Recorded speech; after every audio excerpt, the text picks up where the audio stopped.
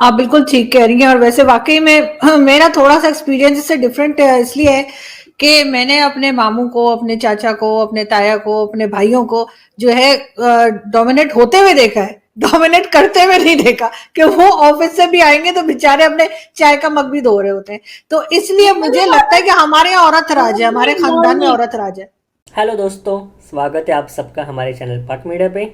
आज के इस वीडियो में हम बात कर रहे हैं मुसलमान लड़कियों के बारे में, औरतों के बारे में, जिन्हें ये मौलाना लोग अक्सर दबा कर रखते हैं, उन्हें डरा कर रखते हैं, उनको भड़काते हैं, आपस में लड़वाते हैं, दंगे फसाद करवाते हैं और ना जाने क्या क्या करवाते हैं।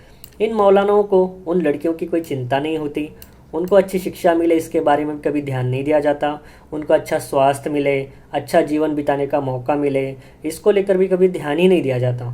लड़कियों को आज़ादी नहीं है, लड़कों को रात को 12 बजे तक घूमते रहे तो भी उनको आज़ादी है, लेकिन लड़कियों को हमेशा टोका जाता है, उनको कहा जाता है कि शाम को 6 बजे घर आ जाओ, 6 या 7 बजे, इससे ज़्यादा वो उनका बाहर रहना सेफ़ ही नहीं है, ऐसा उनको अक्सर कहा जाता है। औरतों को डिलीवरी मशीन समझ लिया जाता है, सिर्फ बच्चा पैदा करें और घर में रहे, इससे ज़्यादा और कुछ समझा ही नहीं जाता औरतों को ना ही डिसीजन मेकिंग में इन्वॉल्व किया जाता है। इसलिए औरतों को एजुकेशन कितना ज़रूरी है इन सब प्रोपोगेंडा से बचने के लिए, इस विषय में आरजू काज़मी जी ने एक सकारात्मक चर्चा की है। वीडियो बहुत ही मज़ेदार है दोस्तों, इसलिए अंत तक ज़रूर देखें। वीडियो पसंद आए तो लाइक करें और चैनल को सब्सक्राइब करें। तो बिना किसी देरी के चलते हैं वीडियो की तरफ।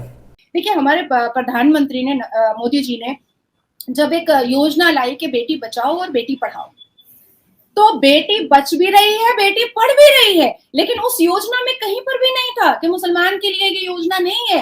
हर वक्त ये बताया गया। देखिए, भारत के प्रधानमंत्री ने कहा कि अगर मदरसे के बच्चों के एक हाथ में कुरान होता है तो दूसरे हाथ में कंप्यूटर होना चाहिए, क्योंकि वो ऐसा चाह रहे हैं कि मुसलमान के अंदर काबिलियत है जो निखर कर उभर कर बाहर आए, जो मुसलमान को किसी की चापलूसी ना करनी पड़े, किसी का मतलब किसी के ऑब्लिगेशन के अंदर ना रहना पड़े, वो खुद अपने लीगल राइट्स के लिए, अपने फंडामेंटल राइट्स के लिए खुद पढ़े, खुद समझे और खुद कहे। तो इसमें बुरा नहीं है कहीं पर भी।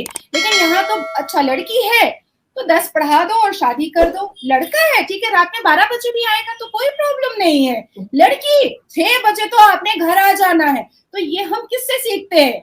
ये हम अपनी माँ से सीखते हैं, अपनी दादी से सीखते हैं, अपनी नानी से सीखते हैं, और बचपन से हमें ये बताया जाता है कि लड़के को आजादी है और लड़की को आजादी नहीं है। और यही लड़के को अगर सही से कंट्रोल किया जाए तो शायद रेप ना हो, शायद मोलेस्टेशन ना हो, शायद ईव टीजिंग ना हो, शायद डोमेस्टिक वायलेंस एक्ट ना हो, शायद तलाक ना हो। आज देखिए, हमारे समाज में तलाक होना बहुत छोटी सी चीज हो गई है। व्हाट्सएप पे तलाक दे रहे हैं, मानो जैसे कुरान में लिखकर आया था कि व्हाट्सएप आएगा 2000 सन में और तुम तलाक दे देना, ऐसा मुझे फील होता है। तो ये जितनी भी इडियोटिक और नॉनसेंस चीजें हो रही है ना, ये क्राइम हो रहा है मर्दों के हाथ से, लेकिन बलि का बकरा बन रही है मुसलमान औरतें। मुसलमान औरतों को अगर लड़का तलाक दे देता है, अब वो खराब हो गई है। मतलब रेप लड़की का हो रहा है और बेचारी लड़की ही खराब है। तलाकशुदा लड़की हो रही है जो मर्द दे रहा है, लेकिन लड़की ही खराब है। जरूर तुम में ही कोई प्रॉब्लम रहा होगा जो तुम बच्चा लेकर के घर आ गई हो और वो फिर से अपनी शादी वादी कर करके मगन हो गया है, और भाई ये एक बच्चे वाली को कोई मुसलमान लड़का नहीं मिल रहा है। मुसलमान लड़के जब हिंदू लड़की से, क्रिश्चियन लड़की से, नेपाली लड़की से शादी करते हैं तो कोई कुछ नहीं बोलता है, लेकिन अगर मुस्लिम लड़की किसी हिंदू लड़के से या क्रिश्चियन लड़के से शादी कर ले या बॉयफ्रेंड भी बना ले, अरे ये तो खड़े जहन्नमी है, इसने तो जहन्नम का दरवाजा खोल ही दिया है, बस मरे के जहन्नम में ही जाएगी। तो ये जितनी पार्शियलिटी मुसलमान औरतों के साथ होती आई है, this is the high time कि अब इसको चेंज करना बहुत जरूरी है। This is the completely high time कि अब इसको चेंज करना ही चाहिए। क्यों हम नहीं अपनी जिंदगी अपने हिसाब से जी सकते हैं? अगर मुझे कोई हिंदू लड़का पसंद आएगा, मैं क्यों नहीं उसको बॉयफ्रेंड बनाऊंगी, या मैं क्यों उससे शादी नहीं कर सकती हूँ? अगर मुसलमान लड़का कर सकता है तो मुसलमान लड़की भी कर सकती है, बिल्कुल कर सकती है।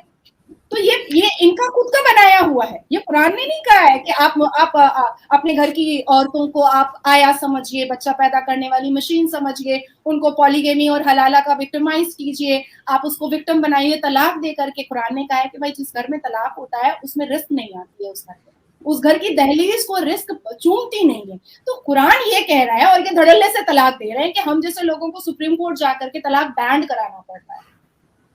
तलाक बंद कराना पड़ रहा है चिल्ला चिल्ला करके। पाकिस्तान और चाहे हिंदुस्तान के भी हों, जो मुस्लिम फैमिलीज होती हैं या हमारी जो एशियन फैमिलीज कह लीजिए, अगर मुस्लिम नहीं भी, सभी लोगों को, कि अगर वो यूरोप अमेरिका भी रहते हैं तो उनकी सोच वही रहती है। पाकिस्तान में तो कई ऐसे भी केसेस हुए हैं जिसमें लड़कियां जो है वो यहाँ पे लाई गई हैं और यहाँ पे उनकी शादियां की गई जो कि पली बड़ी यूरोप में थी, और फिर उनको मार भी दिया गया इस वजह से कि वो नहीं करना चाह रही थी शादी, या वो उस शादी से निकलना चाह रही थी, इस किस्म की बात थी। तो आपके ख्याल से कि यूरोप अमेरिका रहकर भी माइंडसेट चेंज क्यों नहीं होता? देखिए, कहीं ना कहीं मुसलमान कम्युनिटी ना अपने आप को उभारना नहीं चाह रही है। कहीं ना कहीं वो ऐसा सोचती है कि हम स्टक ही ठीक है, हम जाहिल हैं, हम बहुत मतलब ऑर्थोडॉक्स हैं, हम बहुत कंजर्वेटिव माइंड वाले हैं। लेकिन ये सारे जितने भी बाउंडेशंस है ना, आप स्टेप वाइज गिनिएगा, वो सिर्फ औरतों के लिए है। रमजान में अरे रोजा नहीं रख रही हो, अरे भाई तुम भी रखो, तुम्हारे ऊपर भी फर्ज है, सिर्फ मेरे ऊपर फर्ज नहीं है। अरे तुम कुरान नहीं पढ़ रही हो, अरे सिर्फ तुम मेरे ऊपर फर्ज नहीं है, तुम्हारे ऊपर भी फर्ज है। अल्लाह ने एक सिस्टम बनाया कि भाई हम औरत को बच्चा पैदा करना है। अब इन्होंने औरत को बच्चा पैदा करने वाली मशीन ही पकड़ लिया भाई। औरत को अपने हस्बैंड को मिजाजी खुदा मानना है, ये तो सर पे बैठ गए, ये तो मिजाजी हटा करके खुदा ही बन करके बैठने को तैयार हो गए हैं। तो इन्होंने मिजाजी गायब कर दिया है।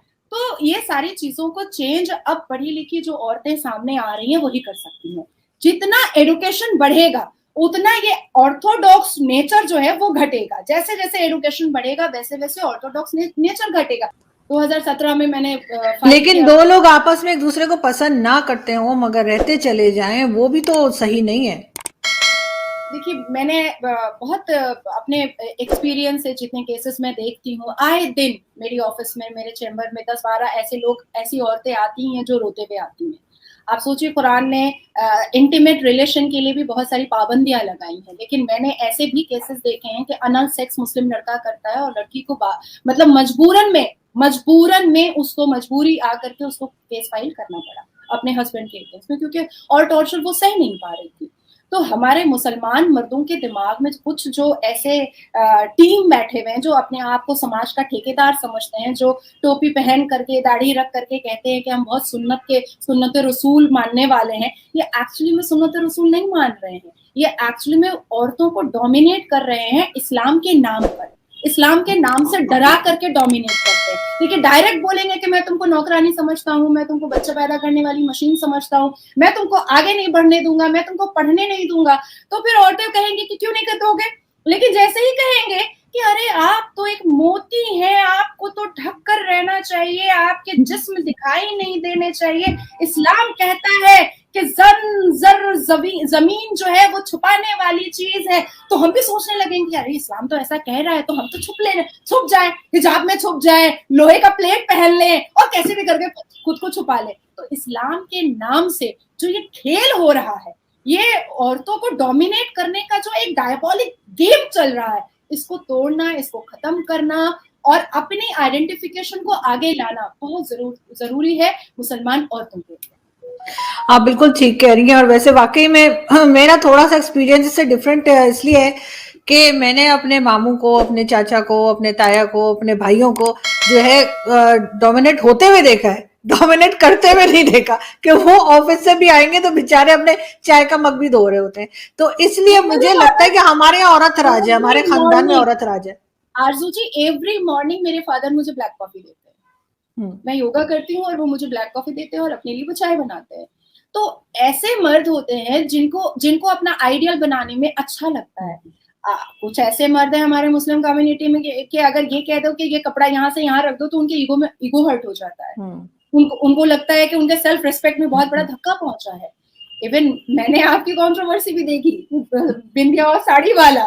तो लोग हम लोगों को जैसे टारगेट करके रखते हैं कि भाई तुम कुछ करो कि हम तुमको कंट्रोवर्सी का शिकार बना देंगे, और अगर आप फेमस है तब तो फिर आपकी निजी जिंदगी ही नहीं है।